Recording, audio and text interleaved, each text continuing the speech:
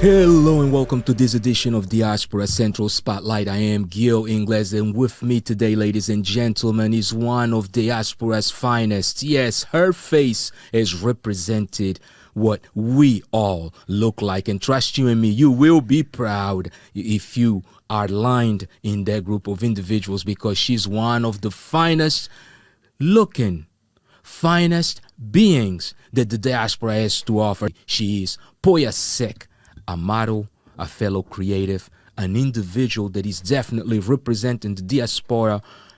POYA SECK, welcome to Diaspora Central. Thank you. I really like that intro.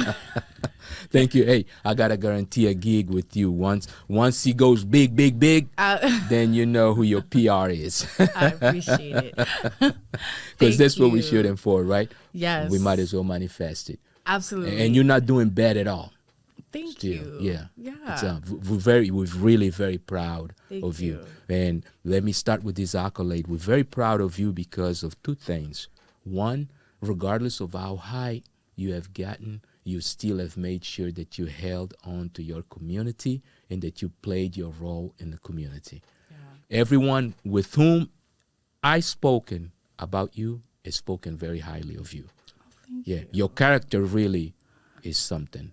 And we appreciate that. I appreciate that. Yeah, thank you. Yes, ma'am. Houston. It's hot. It's hot. Yeah. Houston is hot, but hot is good. Yeah. It's better than winter. Yeah, I'll take heat over winter. Yeah. I feel like it's easier to get cooler than like when it's really cold and you don't have like anything to warm you up or like, you know. Indeed. My sister this morning just said that. She's like, I'd rather do winter. And I'm like, you're crazy. We're from West Africa. Are you kidding? There you go. And that's exactly where we're going, because we want to go and find out a little bit more about you, exactly where you're from. Do you come from a big family? I do big and then also small. Okay. You'll understand when I tell my story. Break it down for us.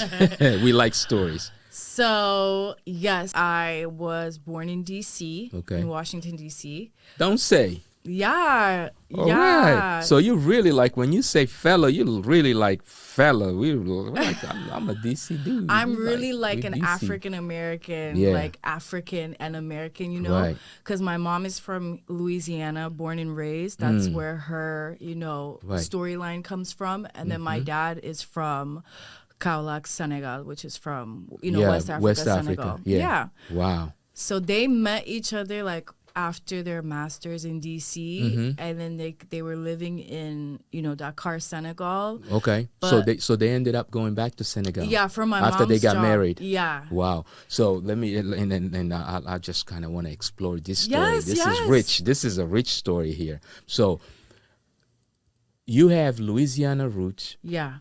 And Senegal. Yes, and we're both colonized by the French. And you know, that's where I was going. I was basically saying, so port of exit from Africa and port of entry in America. Isn't that weird? Yeah. But it's cool. Yeah. Because, like, when I was younger, I didn't, like, I was always in between. Like, I've always felt like I was in between, like, two realities. Like, the reality of being two African. Identities. Yeah, like, when I go back to Senegal, no, you're not Senegalese enough. You come here, you're not American enough. Yeah, we did the same. I had the same issue, and I wasn't born here. I came here already. I grew up here, but I kind of lived the same experience. Yeah. It's like when you are with Africans, it was like, okay, you were one person. When you were with the Americans, you were a different person. And then when you go back to Africa, it's like it's y'all. Yeah. And when you here also, you kind of it's kind of like as y'all. Soon as you start your taxes in this country to show that you live here, they're like, she's gone. They're not even from here anymore. What's their problem? Indeed. But you know, I think like as I've gotten older, I've focused less on like the differences and more of the similarities and like the uniqueness that I've gotten from those two experiences. Because you can dwell on negative things as much as you want. Like it's always going to be there. Indeed. So why not just like find the positive and like live your life in that light? I'm not going to let people like come in like affect me.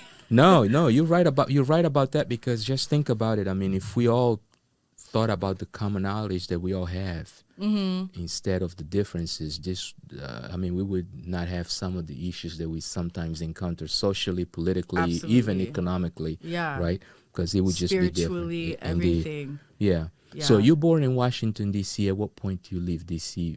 For a different city? So I was born in D.C. 1994, and literally a month later back in Senegal. Wow. With my family. So you grew up in Senegal for the first years of your life? First 4 years, First 4 years.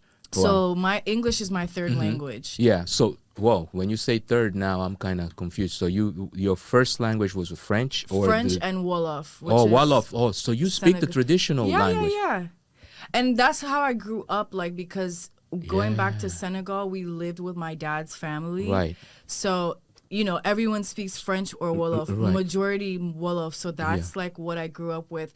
My mom and my dad, my dad didn't really live with us because he came back to the U.S. to finish grad school and everything. So my mom was really the only person that spoke English, and my sisters. Yeah. But I grew up asking for Barney in French and Wolof. I spoke English here and there. But that's why my mom had to send me to the U.S. for a year to get my English together. Your English together. She brought me back. But so the first time she sends you over, how old are you? I think I was 6. About 5. 6. So you came in and you stayed about a year. A year in Louisiana with my dad. With your father and the rest of the family from this side. Yeah, so I was with this side. My sisters were back here too. Don't know why, but they're always around. They're kind of my older sisters. When I was born, they were 15 and 18. Oh, so you a surprise baby. I'm not a surprise baby. I'm my mom's only child. Okay, so my dad had. They have. Yeah, I know. Because in Africa we call sisters. They're not half. They've been in my life my whole entire life. Yeah. They're my moms, my sisters, the aunties, but they've been around the whole time. So when I was going to school, it was them, my dad, that were getting me ready for school since mom wasn't there. But we stayed here, and I went to school, and we were living in Lafayette. Okay. Louisiana. And I went to school there for a year. I don't really remember it, but I remember how it's different from the American schools in Africa. Yeah. Because people don't understand the American schools back home, they're private. Right. So they're funded by the embassy, so they might be a little bit nicer. Yeah. Whereas when I came back to the States, I was public, yeah. It's a little ghetto. There was public when it wasn't even. It was private. Oh, it was still private school. It was a private school. But it's not the same level same. And that's what I sometimes even tell people, that the vision of an American that you have outside of America is not the same. Very, very different. Yeah, it's not the same vision of an American, even a rich American outside of America. It's a whole different level of wealth. It's it's crazy, but when you see it, you know it. Right? Yeah, you have to and you know the difference. Be there. That's why I feel bad for people who have an image of the whole continent, Africa, because I'm right. You guys don't even know.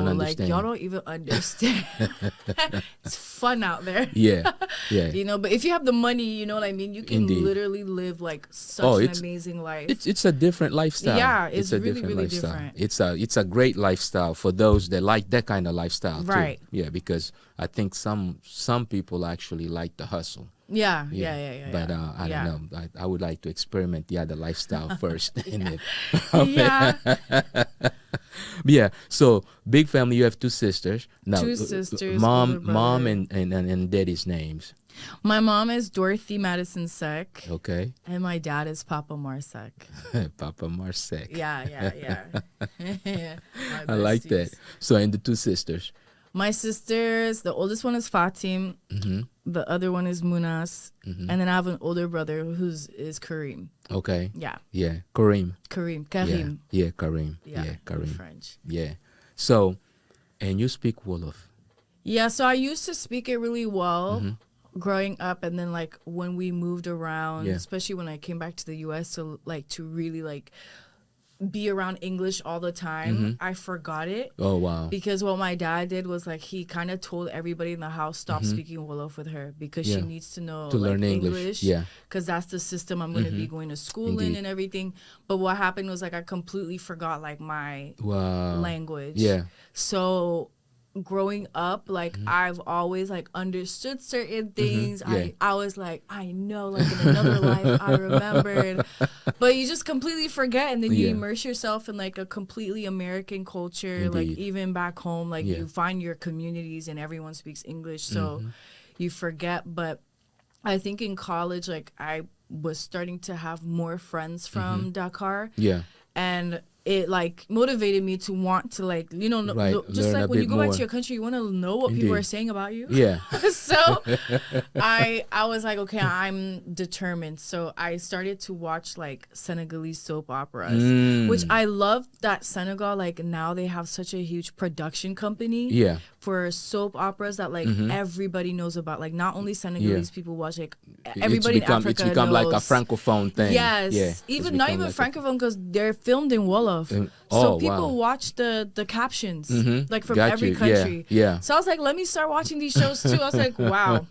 You know, our African soap operas are so crazy, but it's nice to have something that's like from Senegal and not like have to go on Africa Magic and watch like the Nigerian, because I love Nollywood, those shows. Right, the Nollywood love stuff. It. But you know, when it's from your country, it's a different sense of pride. Definitely. And I mean, and believe it or not, it also helps show the diversity that the continent has. Right, it's our culture, our style. You know, like our roles. Like you really see the social roles because of like Islam and traditions and all that stuff. So I love it. And that's another thing that I was going to touch on is really religion. Like were you raised as a Christian, as a Muslim? So both. I was raised Muslim because of my dad. Like when you have a Muslim father, you take everything dad. Yeah. The last name, religion. Right. So like when we went back to Senegal, I think I definitely got baptized into like the Islam traditions. But because my dad wasn't really necessarily there growing up because he was in school, so like no one was actively there like showing me. So I went to church with my mom. Okay. She had a lot of like Nigerian friends growing up, so I went to a lot of like, you know, just like Nigerian Christian churches and just I say I'm Muslim, but I'm reading the book about Jesus at the same time. So I think that's which where is it okay. all comes from. Like me just finding similarities in everything because like, you know, we focus on the differences so much, but I've always been like more like Jesus is in Islam, you know, like it's in the book. It is in the Quran. Exactly, it's in the Quran. Like so, I'm just like all the similarities and like the like especially Senegal. Like if you know Senegal, like we are very accepting of other people's religions. Yes. So even though we're 99% like Islamic out there, there's churches. Right. They're like Catholics, Jews. You know, so I come from that culture. So I grew up Islamic, but I didn't really practice it. Yeah. And then when we moved to the Congo, like when I was 9, there are a lot of missionaries in the Congo. Yeah, and that's a primarily Catholic Catholic state. Exactly. Yeah. So there were a lot of missionaries, and like I would go to church, and I think like individually I was just like I want to get closer to God, and that was like my only source. Yeah. So I did eventually like tell my dad, I was like, Dad, I think I'm gonna like convert to Christianity, and I'm very lucky. And how old were you around that time? I think I was 14. About 14 years old. And my dad, like, I was scared, but he was just like, I don't want you to like convert because of anybody. I want you to convert because of you. Yeah, because you know, like if you feel like that's how you want to connect with God, then I accept it. But if it's your missionary friends, I have a problem. So I was like, no, Dad. Yeah. And, you know, like, I have a very loving dad, so it's always going to be easy to feel accepted by him. So, but it was, like, my sister, because one of them, she's, like, pray 5 times a day. Yeah. Oh, she practices. Yeah, she practices. Yeah. She was like, oh, this is like. I was like, get over it. Get over it. And you guys had almost a big difference in age too, so they really looked at you like the real little sister. Yeah. You're like the almost baby. their daughter. Yeah, you're the baby. You're the baby. You were raised by all of them. Yeah. Yeah. But you know the thing is like with my family, regardless, like on either side, because we're so like we're different in like. My dad's side is Islamic, my mom's side is Christian. Yeah. But no matter what, like we just accept each other. Right. Yeah. So it's just like whatever you are, just make sure you're a good person. Indeed. You become family, and guess what? It shows because your character. That's what I was saying earlier. It's like your character shows that. It's like you're really beautiful outside and inside. You are a beautiful person, and we thank God really for that. Seriously. Thank you. Yeah, because very few people are like that. Yeah. Yeah, very few people are like that. You're really content with yourself. Yeah. And that's important to be. And Took a minute. Indeed. But it's okay. You got there. Now we got to show other people also how to get there. So let's go into this break and take a look at a few images of you working, right? Oh, you doing something. A few images of anything. Let's go. Yeah, let's take our first break and we'll be right back. For those of you that just joined us, you're now tuned into the Diaspora Central Spotlight, and our guest today is POYA SECK. POYA, for those that are intimate with her. We'll be right back. Hello beautiful people, welcome back to my channel. This is your girl Po, and welcome back to the new video.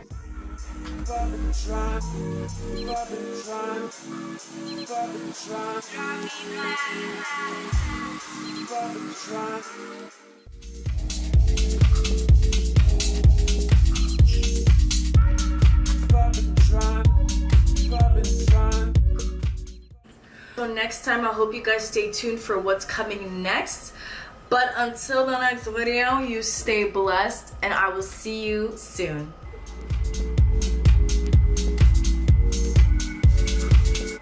And we are back. For those of you that just joined us, you're now tuned into Diaspora Central Spotlight. And our guest today is POYA SECK. Yes, the lady model, the lady creative, the lady that is making sure that the diaspora has a specific look and character that truly represents the beauty of what we are. POYA, welcome to Diaspora Central. Thank you.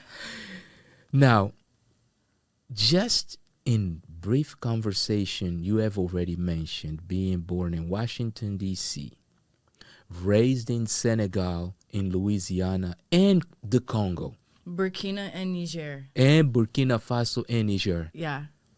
Wow. Yeah. But it's because of my mom's job. So she was in an NGO, Catholic Relief Services. Okay. Non-governmental, not like the UN, not like the embassy, but you know, if you work outside of the U.S., somehow they're connected. Right. You know what I mean? They all report to back to the same person somehow. It's got a purpose. Let's put it that way, right? There's always a purpose. Yeah. But I think like I love my mom so much. I think she's like she works so hard. Yeah. And like I think that's what it was hard for me to not be a creative, because when you're working in a corporate job, you can get like managers and directors that are really just evil, and mean, disrespect you, not really care for you as a human. Yeah. My mom has always showed me like no matter what, like if it's the nanny, the driver, the housekeeper, or if it's the president of the country, you treat them with the same respect. Exactly. So that's where it comes from. And my mom was like, had been working for CRS she just retired. So wow, congratulations. Like, thank you to her. 28 years with them. Wow. Before that she was with Africare. I don't even know if Africare is still a thing. Yeah. But they were another NGO that she was with before. But like she so she did Dakar. I think Dakar was with Africare, and then Niger, Africare, then it went to CRS, Burkina, and then when she went to Congo, she became the regional director of Central Africa for that. For that NGO. That NGO. Wow. So that's corporate level right there. Yeah. Like she's a boss. Yeah, don't play with her. Yeah, you're dealing with that's CEOs like the person I've been dealing with my whole life. So yeah, like you know, when I would turn on the TV, my mom's at a press conference with the president, you know, talking about, you know, how war is affecting families from lower income, women who are being placed in hospitals because, you know, of rape from war, things like that. She's really seen it all, you know. So I've always been like, I want to be just like her, but in my own way. Got you. So that's how I got into public health before I even got into modeling. Like I went to school to do international relations, sociology, did the Peace Corps back in Senegal. Wait a second, you did Peace Corps? I did. You volunteered to go I was a health volunteer back in Senegal. Wow. And that's where I relearned how to speak the language, like, and that was in 2017, 18. So kind of recent, but it was always my parents' dreams because they both were in the Peace Corps. Got you. And so they were like, you have to, like, it's a thing now. Like, we're setting up traditions, right, you know? Yeah, it's and you kept it. I did it for a little bit. I couldn't stay in it for too long because... So my mom is an American, right? When she went to the Peace Corps, it was like her first time in Africa.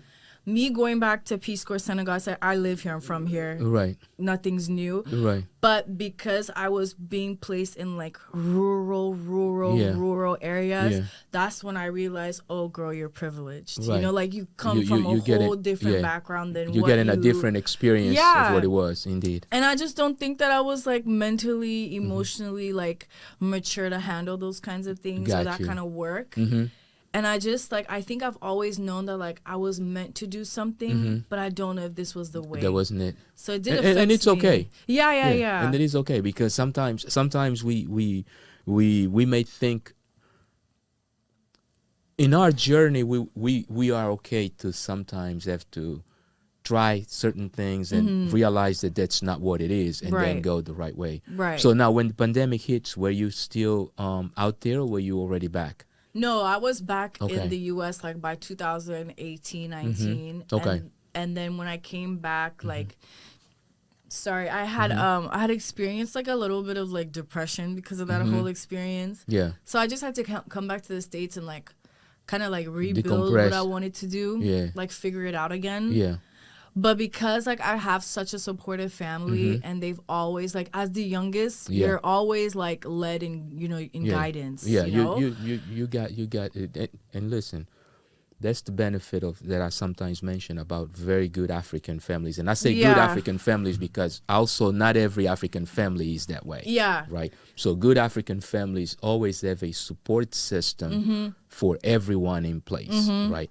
Like we're all gonna make it. Right. There's no way you're not. Indeed. And that's right. And that's part of the reason why a lot of times people talk, oh, you know what, psychologists and this and that. In Africa, normally your psychologist ends up being either your grandmother, your auntie, your sister, your cousin, somebody. There's always someone that you talk to that helps you see where you're going and what you're doing. Yeah. So the support of your family helps you get out of that bad mental state where you were.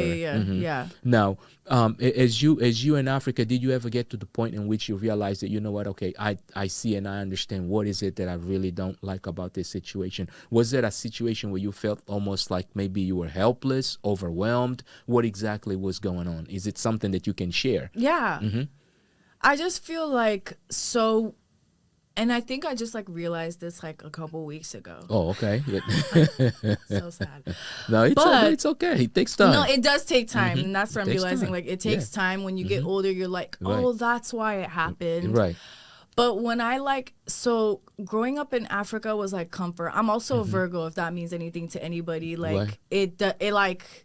I don't take it that seriously, but I think some things. It's something to do with it. Some things. So for people that don't know, Virgos are born between what day and what month? Late August and like late September. Okay. So I'm a September baby. There you go. Virgos we're known to be very like organized and like we have things like set and we don't like change. I don't like change. I've always been a girl like I have the same friends since kindergarten. Yeah. Like who are my best friends today. That's how I don't like change. Wow. But I've had to like, learn. Right. But when you look at me, like I'm very loyal to the T. So I don't really like go out trying to look for new. I'm good with what I have and I work with it. And you stick to it. Yeah. And it is very interesting because you had to move from countries to country, not even neighborhood to neighborhood, no, country to country. Yeah, and language to language. And I hated it. Yeah. I was always like, can we stick somewhere? Like, just stay there, because it hurts. I don't like moving when I build my community. Like, you get to know, like, the corner guy and this people. So you're comfortable. They become like your family, the people you see every single day. So, like, moving, and then, like, you know, in Africa, like, when you're moving like the housekeeper, the security guard, like everything the people goes. who you relied on. You have to get to know new people and trust in them. So it's like it's like really serious, and for kids that's a lot. So, because you get in a brand new team around you, and sometimes in a language that you may have you're not even good in, and different personalities too, and adapting to all that. So moving, like, the biggest for me was like West Africa to Central Africa. Big change. Wow. Because Senegal, Niger, Burkina, we all have like similarities. Right. When I went to Central Africa, I was like, oh, we're in a whole different ballpark. And the weather is different too. Different. People different. Religion is different. Roles are different. Just things are different. And I like you notice it. But I mean, I had to learn how to like deal with the change, but like Congo was like the first place, Kinshasa was like the first place where we were like past 4 years. We ended up staying for 9. So I was there from 9 to 18. Okay. And I love that. I love the fact that I had a place to say home. And that was that was my home. That was your home. So the Congo is your home. Kinshasa, like for Kinshasa like, is home for you. Did you speak Lingala too? Did you learn Lingala? No, 9 years there. 9 years, but you know a few things, like food. No, you know how to say hello, Nini. Like mbote. Okay, Nini. Like I don't really know, and it's sad. It's really sad. But I say God really does everything for a reason. Because like my partner now, he's Congolese. He doesn't know how to speak Lingala though, which is crazy. But I'm learning from his family, you know? And it's like now because I have like a second family from the Congo, there's a reason to go back. And my heart is like so open. There you go. Well, I mean, God knew what he was doing. You know what? He needed to introduce you to that culture ahead of time because he had already planned something much bigger for you. Now, so during all this time that you're moving from school to school, from environment to environment, what are your major influences, like aside from home? Of course, you mentioned your mom and your dad and even your sisters. But what about at school? Were there any teachers that played a specific role? Any aunties, any uncles? Was there someone that was like critical that you know what, this person held me down, that if you had to mention them right now would make good sense? There's so many people though. That's why I said community is very important to me. Because when you build that, you really build, that kind of trust. So it has to be every single housekeeper, nanny. I don't even like to call them nannies because they're women who raised me while my mom was at work. They're your aunties. Aunties, like whatever you want to call them, grandmas, they're mine. So like Clémence was the first one. She took care of me like from 1 month to like 4 or 5. I got to see her again when I was a teenager, and I was just like so happy. Like what's his name? The guard in Niger, the nanny Amina in Niger, Burkina Faso, like the people. But in the Congo, Mama Kati was my housekeeper. She passed away like a couple years ago. God bless her. But she was just like a second mom, like almost like my grandma. Like my friends, their mothers who, were like to my mom, like, we know you have to go on these business trips. She can stay here. So they taking you in. Yeah, like she can stay here. Funny enough, so I'm going to tell this story. Go ahead.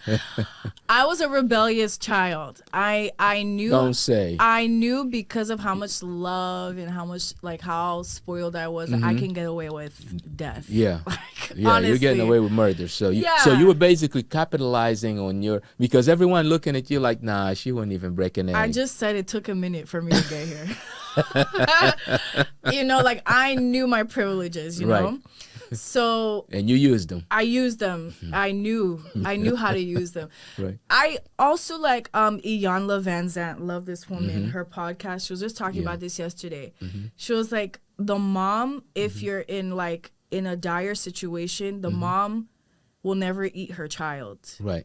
She'll always, she'll starve before she eats her child. Child will eat the mom. Right. You know what I mean? Like, chances are. We go at our moms and they're the ones that are holding us down throughout our whole lives. Right. So for me, sadly, I've realized I was the same way.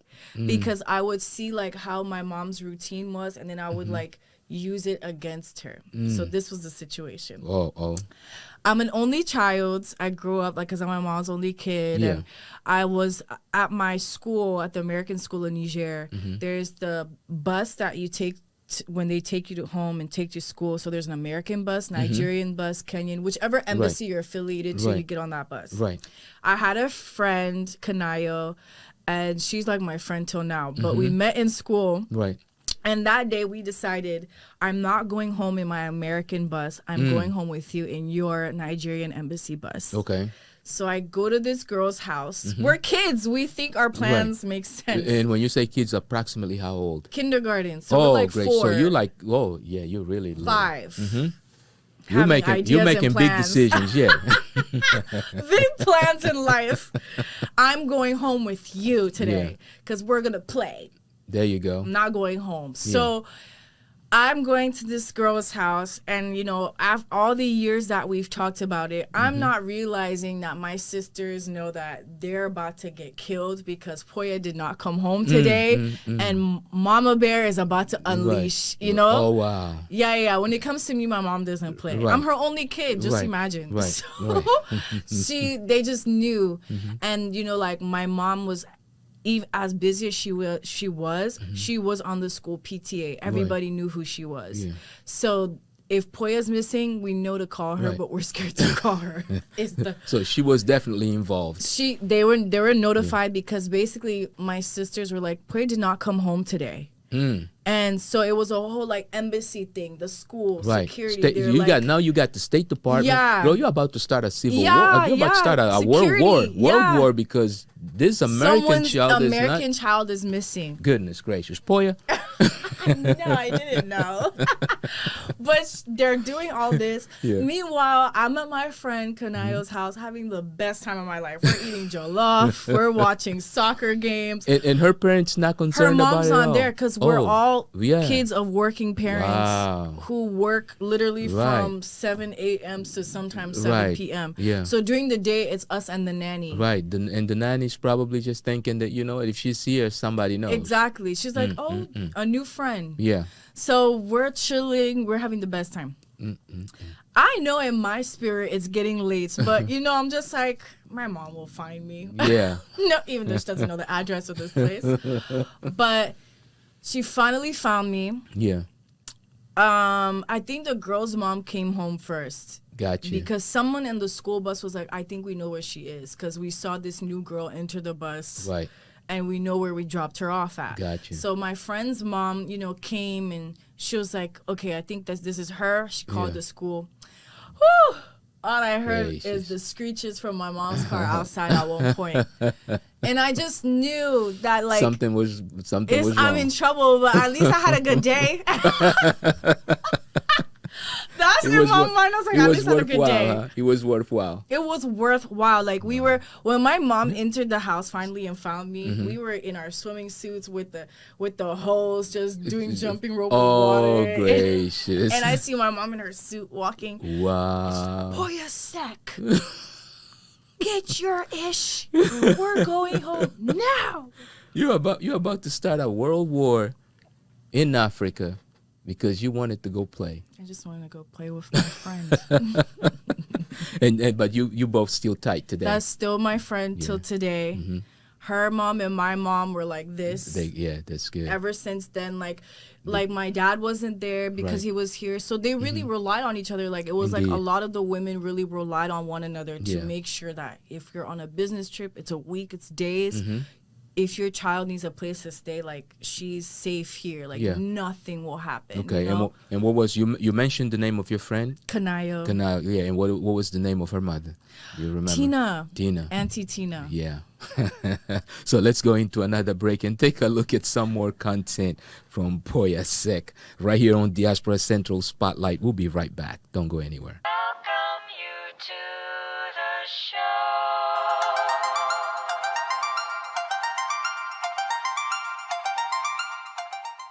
Alright guys, so as I said in the beginning, I'm going to be recreating this look that I did for an event a couple weeks ago. I'm absolutely obsessed with the color green right now. Green is like my summer 2021 color. So that is the color that we're going to be going in with. So as I put on my primer, I kind of have to nod my head, as you'll see me doing, just to see how far up the primer goes. Just going to spread the primer all over my eye. But for the first color, going in with this color right here, it's a dark green color. I did use tape. It allows me for more control of where the eyeshadow goes.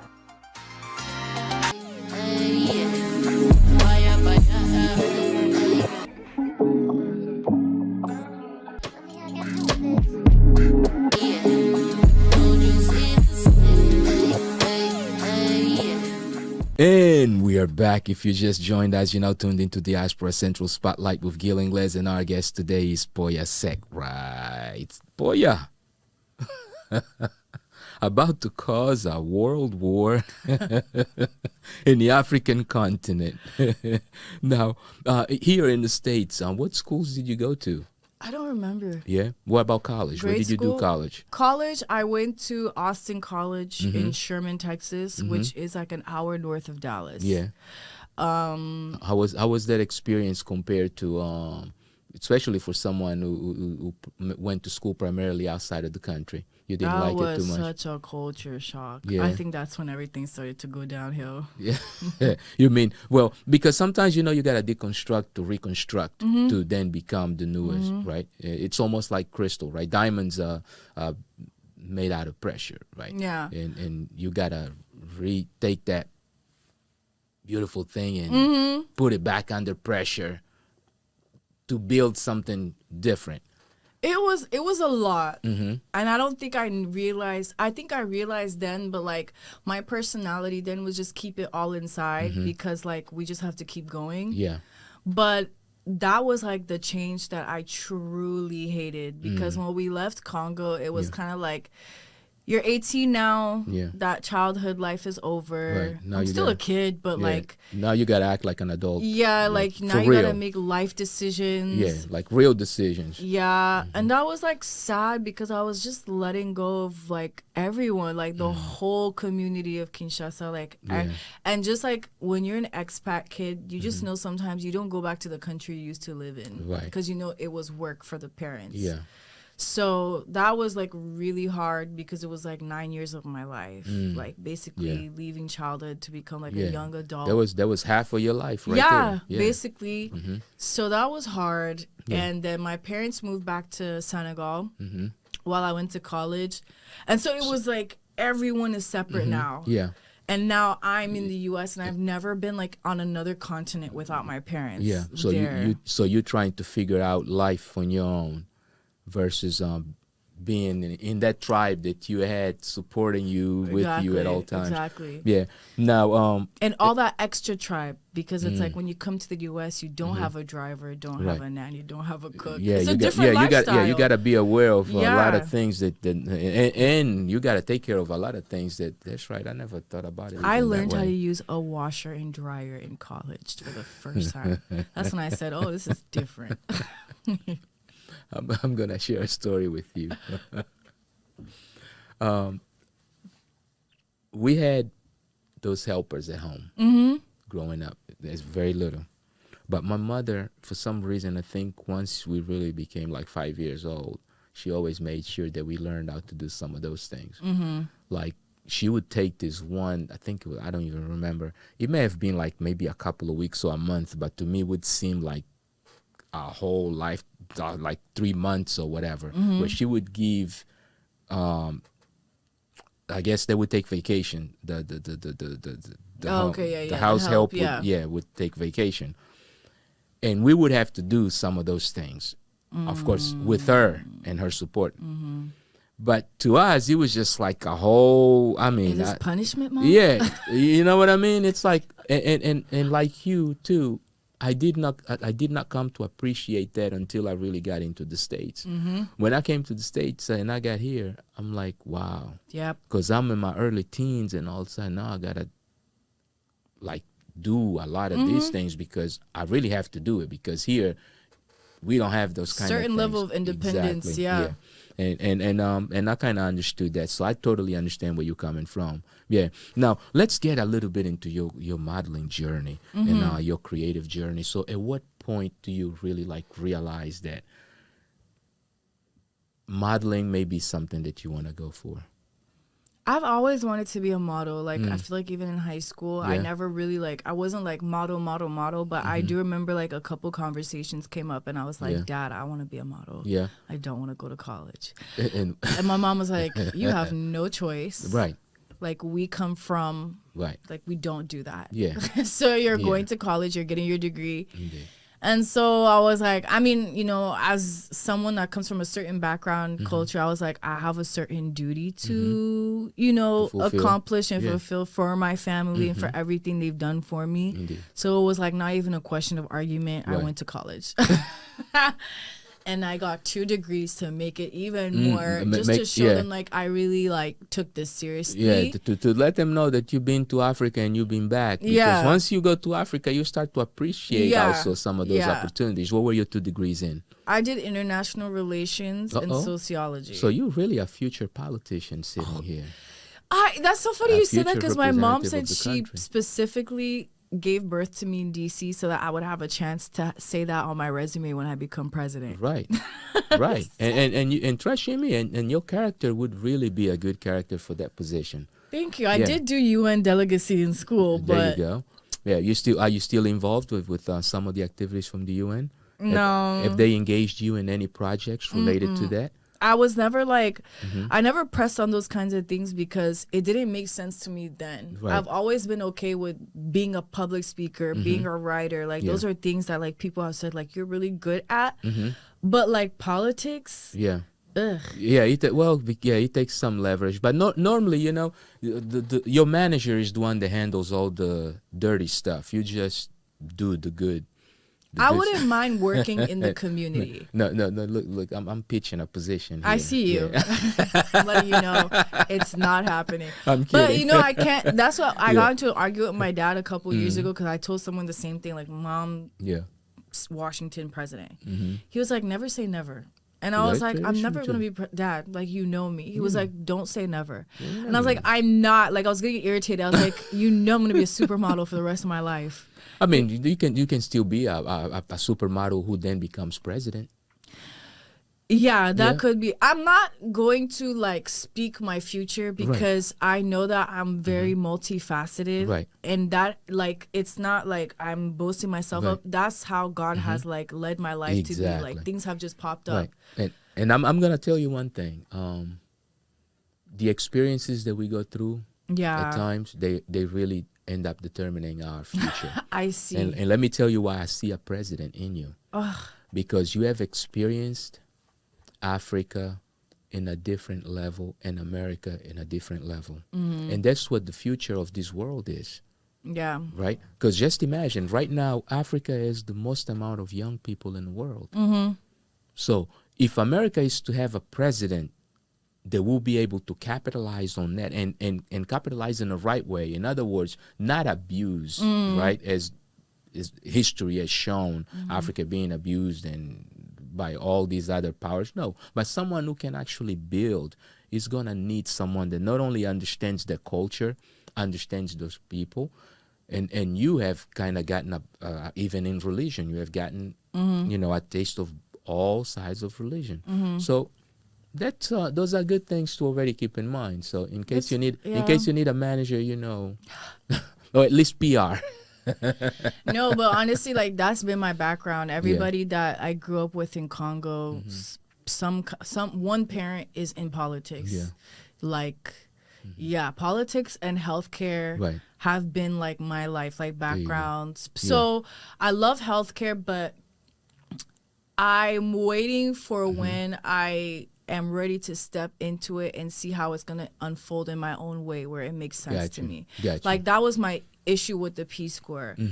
I think for me, and I hate saying stuff like this, but I have to be honest. When you're African, sometimes the way that these like organizations and stuff, the way that they put it in a box, you're like, yeah, the bowl looks nice, but what does it look like inside? And so for me, I'm really like, I want to make money. Yes, I want to be able to pay my checks, but I just can't do it like at the expense of like people's livelihoods. So I think like for me, like as a volunteer, I was like, oh, well, we have all these ways to collaborate with their culture and their traditions for them to it makes sense to their lifestyle, but like find ways to where they don't always have to depend on Peace Corps or the American Embassy. Indeed. So basically, in other words, create sustainability. Yes, sustainability. Now, that's a president mindset right there. Yeah, but you know that that conflicts into play with the capitalism. Yes, and that the conflicts. money. Yeah, that conflicts with some of the objectives. But then again, it depends on which side of or which presidency you leading, right? And in which world we're talking about. In the world of the past, they're conflicted with the purpose.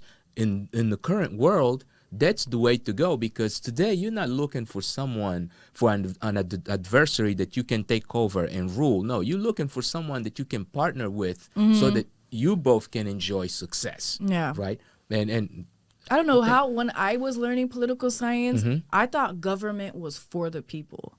Not it's spoken to be, it was designed, well, let me rephrase this. The intention was to make it for the people, but the design, it's always some kind of corruption. Had to protect the ones who actually could afford it. Right. So it's I guess that's the best way of putting it. But the world is changing a lot in the last few years. So probably by the time you're ready to, I kind of just want to be part of the wave of like, let's. Even as a creative, like even in my own life, sometimes I'm not really as tapped in as like how I used to watch the news, because also like watching the news it gets you down. Right. So I'm like, I choose not to watch. But in reality, like you can't really separate yourselves because we are all connected somehow. So those problems are my problems, even though I choose to not want to like listen to it all the time. But I feel like I just want to be part of the initiative to remind people to stay connected to what's going on.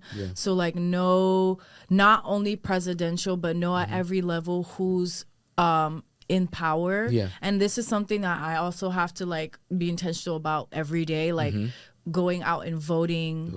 Because a lot is going on in these days that I don't think a lot of people are understanding how humanity is actually being tested and I feel like they're trying to get rid of us somehow. No, I just think that it's changing. Things are changing, and they're changing a lot faster than they used to in the past. But I feel like they're changing in a way to where we're not really allowed to be what God designed us to be, you know.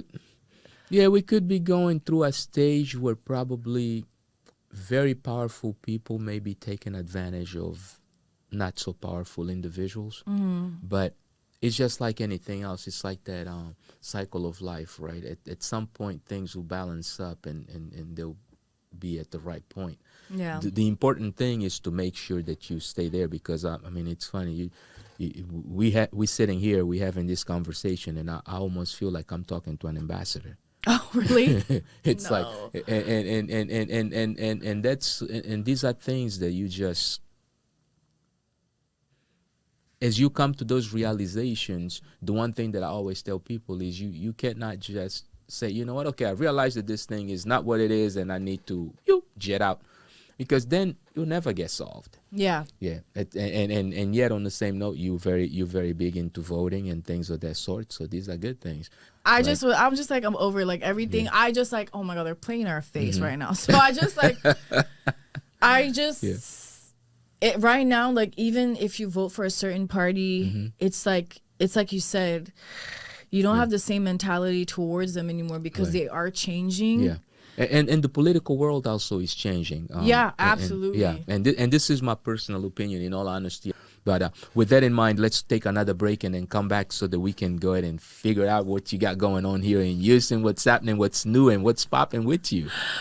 No problem. Indeed, yeah. We'll be right back. If you just tuned in, you're now locked into Diaspora Central Spotlight, so don't go anywhere. So I'm gonna be applying these nails today since I'm feeling like long nails is the vibe for right now.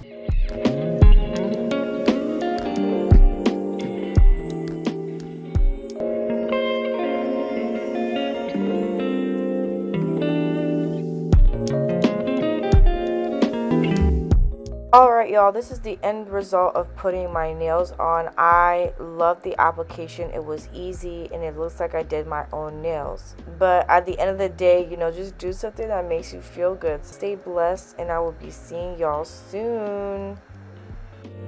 And we are back. If you just joined us, you're now tuned into the Diaspora Central Spotlight with Gil Ingles, and our guest today, it's POYA SECK. POYA.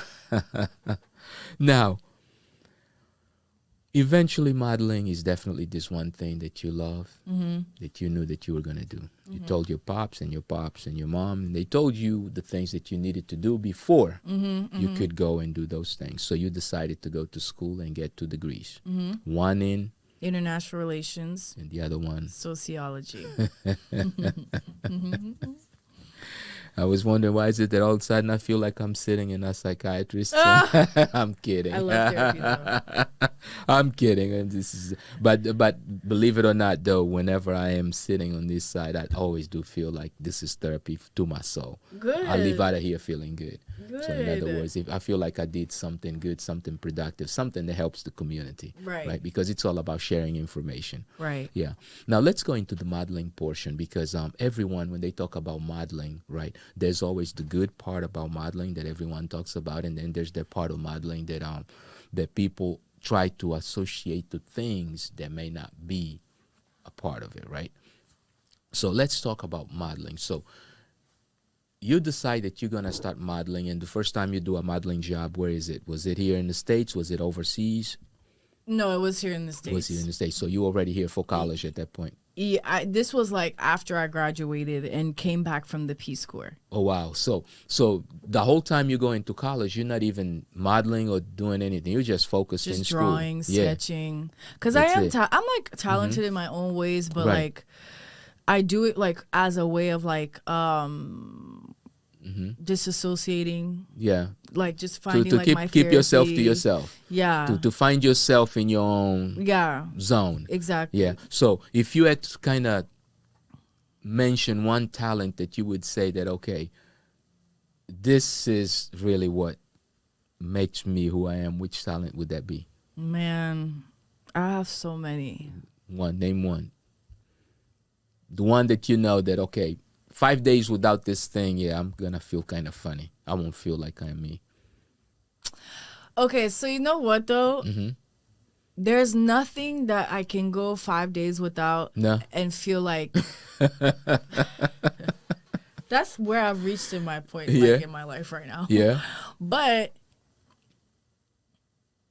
it just has to be something creative, like something where like I'm able to build it together, or I'm like recreating a thingy with a spin to it, or like I am modeling, or I'm helping a company or helping a brand or something, so you gotta like be building some way. You gotta be, so in other words, from what I'm getting, you gotta be doing something constructive. Something. Yeah, something. Because if I'm not, build something I'm doing what I usually have been doing. Because I've been bored and it's hot, just at home. Wasting away the days. So no, that's not good. That's not good. That's not good, because constructing is always good. So as you draw. Yeah. Right. Yeah. Now, when it comes to clothes, do you also design your own, or you just style? So funny enough, like I'm getting into styling more because I've been working with a lot of stylists since I've been a model. So it's like I've been taking, here and there, like what I've learned and applying it to me or applying it to looks for shoots or like for other people. And then for designing and styling, like I have thought about like sketching, like for example, like I've thought about like sketching my own wedding dress so that like when it's time, I don't go buy it from someone else. I can build it from scratch. Like it will be your own design. Like that's the thing. I like to be creative in that way, which is funny. Like a milestone moment. It's like, okay, that dress or me and my man like wanting to build a program where we build our house so we can visually see it before we build it. There like things like that. That kind of stuff. Yeah, I like projects like that. You're very intimate. I am. Everything has to be like a reason. Like, and that actually it actually comes out in your personality. Oh, you're like you're very like personal, and that's I am. Yes, I'm very, very personal. Yeah, you're very personal, and that's a good thing. It's a good thing to be. It's a good thing to be. It's a rough world though, because half of the time you gotta kind of make sure that you're protecting your heart, because you got it right there on your sleeve. Yeah, trust me, I am learning that. So the first time they come to you, and who comes to you, and how do you even land up in a runway? What exactly? How did it exactly go? Did you go look for someone? Did someone scout you? So like modeling for me has been very gradual, where it was like I wanted to start learning how to do my own makeup and start my own YouTube channel instead of always watching someone else's channel. Got you. And my dad was one of those people like, just start it. Like stop always watching other people's dream come true. Make your own come true. Yeah. So that's what I did. Then I was doing like my own makeup, and I was still working at my public health job. This was before the pandemic. Right. But basically like I'm such a weirdo. I'm not a weirdo because like it's a you. Yeah, like like when people are like, yeah, for a year I was just in my apartment and then like it blew up. So that's like that's me, because like I would go to work. Yeah. And at one point I was like, I don't really care to like be out with my friends, like drinking and doing all these things that don't really matter to me any longer. Yeah. So my weekends from work would be me going to the makeup store, like taking a little bit of what I made and buying makeup and new stuff, and then trying a new look, taping it, and then editing it. And then that's when I started using iMovie and like editing my own stuff. Oh wow! So you also then at that point even getting into tech, because you technically work in your own stuff. Of course, at that point you also have a vision of what you want and how you want it to look at the end, right? Like what the end product should look like. Right. Yeah. Like you're just starting YouTube, so I was just trying to like make it work, and like I was like, okay, let me like take what I've learned from all these girls I watched for the past 5 years and see like what I can do.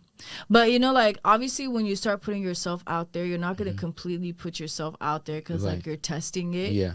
So I got a new camera when the pandemic hit and we were getting stimmies. I was like, extra money.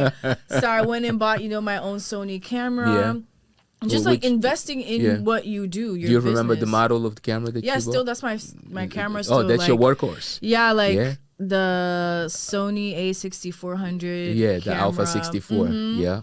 I got that. It came with a tripod, with the bag. Oh, you got the whole kit then. Yeah, because I was like, I'm getting free money from this government. I'm going to invest it, in something that I love to do, but also is going to help me grow. There you go. You have to be smart sometimes. I love money. If I can go spend it, I will. Yeah. But sometimes you're just like, okay, if I want to do something, like we have to invest. Indeed. So I did that. Even got like a whole new MacBook, because when you're editing, you need different power drive. You need, you just need more. You need tools. You need tools. So you basically create the infrastructure to what you want it to become your brand. Funny enough, my dad is a computer engineer, so I've always been a computer girl. Oh, really? Like Microsoft, like just being technical. So I was like, this is my time to really put everything that you have been gathering to work. Yeah, so I started with iMovie, and then now I'm like on Adobe Premiere Rush, which I really like. And wow. Yeah, so going from iMovie to Adobe, that's a big graduation. Yeah. Yeah, that's because Adobe's got a steep learning curve. But and they're a lot of easy to liberty use. too. Yes, a lot of liberty. Yeah. Allows you to tweak smaller things, especially even when it comes to color correction and things like that. It's a lot better. Yeah. Because I did try like the first year iMovie to like the Apple one that's like $300. What is it called again? The editing one that everybody used to use. I know what you're talking about. It's not iMovie. It's oh gracious, I know what you're talking about. Yeah, but it's $300. Yeah, it's the and so during the pandemic, the movie editing software. I know which that one everybody it is. uses. Yeah. But during the pandemic, Apple was giving it out 3 months for free. So I was like, okay, this is my opportunity to see like if I can really use it. Yeah, did not like it because everyone seemed to know how to do it, but Final Cut, yes. Pro Cut or whatever. Yeah, Final Cut Pro. Yeah, but. I feel like Adobe is so much easier. It's like so beginner friendly to where you can become a beginner to a pro and still use that same, you know? Indeed. So that's what I started doing. And you don't have to do much. Like, don't over plan. Yeah. Like, just have a vision of what you want your video to do, what the message is going to convey. Yeah. Edit it to where, you know, it's dynamic and whatever, but like I've never been focused on like trying to make it like top notch. Just get it out there and start the audience. Indeed. And see what they like, and then you grow from that. Indeed. Now on videos, lately you actually, because you have also been featured on videos on campaigns and things of that sort. Now on videos, I know you were in a video last where was actually the place where we met, which was the shooting for All In, Dab, right? Yeah. I don't even know where that was. All In. It's next to Sky. Y'all know where Sky is. Yeah. Downtown. But yeah. So music videos and campaigns, what's your favorite? Like, let's say any type of modeling. Any type of modeling. I think like right now that's my ministry. Like I say all the time, like I pray to be a full-time model. Yeah. And I'm in it. Gotcha. It's hard. Yeah.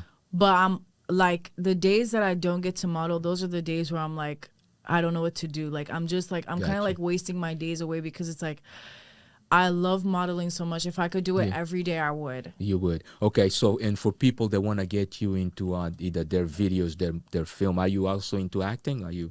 Would you take acting jobs? You watch enough soap operas, so you should. I would. Yeah. I'm even like trying to get into like acting classes because I was funny enough. I did theater in high school. Oh wow. So I sang. So I did monologues. So you prepared for a lot of this stuff. Yeah. Because I just loved being in like creative stuff. Right. Like I was an athlete. Like I did that stuff. So it's just like.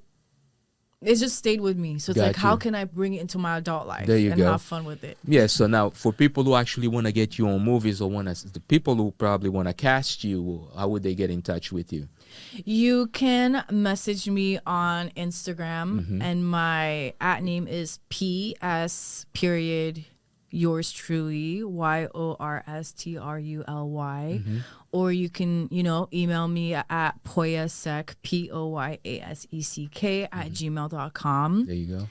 Yeah, like I like doing that stuff. I feel like if you're serious about your work, if you have a vision, you can totally convey to me like what my role is, because like you have to understand, like once you give me a job, as soon as you tell me, I'm at home starting to prepare. Indeed. Because I take your business seriously. Like it's your vision and I'm kind of like that piece. So I want to make sure that whatever I have to do, like I come correctly. Like you don't have to worry about me. Right. Yeah. So give me what I need to do and I'm going to represent you to the fullest. Exactly. Yeah. And you have been doing that because everyone that has actually worked with you has really spoken very highly of you from a professional perspective, from a personality perspective. I mean, it's like, and I myself can attest to that because we spoke that day and you were like, you know what, whenever you're ready, let me know. I shot you a thing and then you like, oh my God, I can't believe I missed this message. Listen, Gil, I'm so sorry, but listen, I'm going to make it happen, and boom, and here you are. Yes. You made it happen.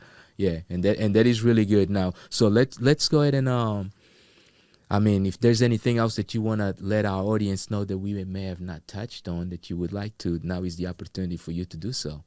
Oh my gosh, there's so much. Yeah, like go on. Well, I don't know. Like I just say, like, I feel like during this time I'm like getting to know myself again. Yeah. But in comparison to like that Poya that was like leaving Central Africa to come to the US as a college person, I'm no longer accepting like to just go along with anything. Gotcha. Because that's what I used to do, and I think it got me in a lot of trouble. Because I was just trying to find my community. You're finding your space. Your space here. Your tribe. And it didn't work at all.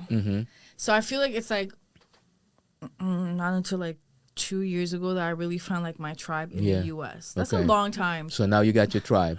Somehow. It's somewhat. You got some of the individuals, because I mean, you know, nothing is permanent. Eventually some new people gonna come in, go. Other people are gonna go, and you're just learning from everybody. It's a journey, right? Absolutely. And that process is what makes that success even much sweeter, because you really go through it, and then you not only you succeeding, the people that you are getting involved with also, you're seeing them succeed in their own way. Exactly. Yeah. But it's me, it's God, it's my family. There you go. They're the constant. They're always constant. Yeah. So I'm very grateful for that. There you go. Do you have any children? Oh no. I knew that. I was just saying. I knew that, but I was just. I had to ask the question. You know, I'm a proper African girl. We're gonna get married first, then have kids. But I'm not having kids until like I fully feel like I've gotten certain things out of the way, and because what I'm doing right now, it just takes a lot of time, and you have to be selfish. Yeah. So it's like once I have a kid, I want to be the mom that my mom was with to me. There you go. Yeah. So I knew a boss, but she was around. Yeah, give it 100%. Well, exactly. Guess what? Bosses make bosses. Exactly. Yeah. You're the daughter of a boss lady, and you two are a boss lady. And hopefully between now and until then, you probably get to serve that ambassadorship for the country, so that you can definitely represent us, because we do need individuals like you who honestly understand people to help this country, to help us become better. Yeah. And then you represent the diaspora. You're the true diaspora. Thank you. Yeah. So we appreciate you for stopping by, and remember, this is home for you. If at any point in time you have anything going on that you feel like you should share that with us, be more than glad to do so. I appreciate it. Because this is definitely home for you, and we'll love to have you here on whatever way you want to figure it out. Let us know. We'll work out with you. Thank you so much. All right. POYA SECK, ladies and gentlemen. Diaspora, stand up. Houston is in the building. And as you know, in case you need to get in touch with her, you will also have additional information on her right down on diasporacentral.net. And in closing, I would like to say the following for all those of you that have taken that little bit of time out of your busy schedules to watch this conversation. A lot of times we have to accept change, and sometimes change is really nothing else but a catalyzer for good things to come. Why? Because they helps us adjust. And that shifting and adjustment allow us to grow. So it's all about growth. We'll never get to a point in which we stop growing. As you can see, even after we find ourselves, we still continue to discover newer things about ourselves. So remember, be kind to yourself and to those around you. Until next time, peace.